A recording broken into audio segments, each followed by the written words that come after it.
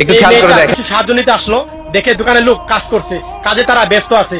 এ দেখেও মেয়েটা দেখেন সামনের দিকে এগিয়ে গেল। তারপরে ভাইয়া বললো কেন টাকা দিছিস ওকে? তারপরে এই কথা শুনে মেয়েটি দেখেন নিচে মাথা নামালো। ছেলেটি সামনে বললো কাজ করবি?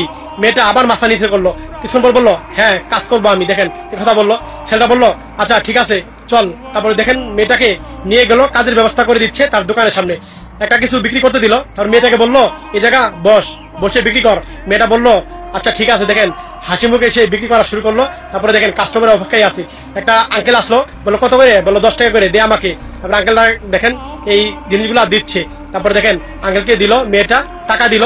কিছুক্ষণ পর আরেকটা দেখেন ভাই আসলো, এই ভাইও তারপরেও এগুলা নিচ্ছে। তারপর ভাই টাকা দিল। কিছুক্ষণ পর একটা আপু আসলো, এই আপু কিন্তু এগুলা দিল। দেখেন শেষ পর্যায়ে হয়ে গেছে বিক্রি করার। তারপর দেখেন অনেকগুলো টাকা বিক্রি করছে। মেয়েটি অনেক খুশি, ছেলেটাও দেখছে দূর থেকে।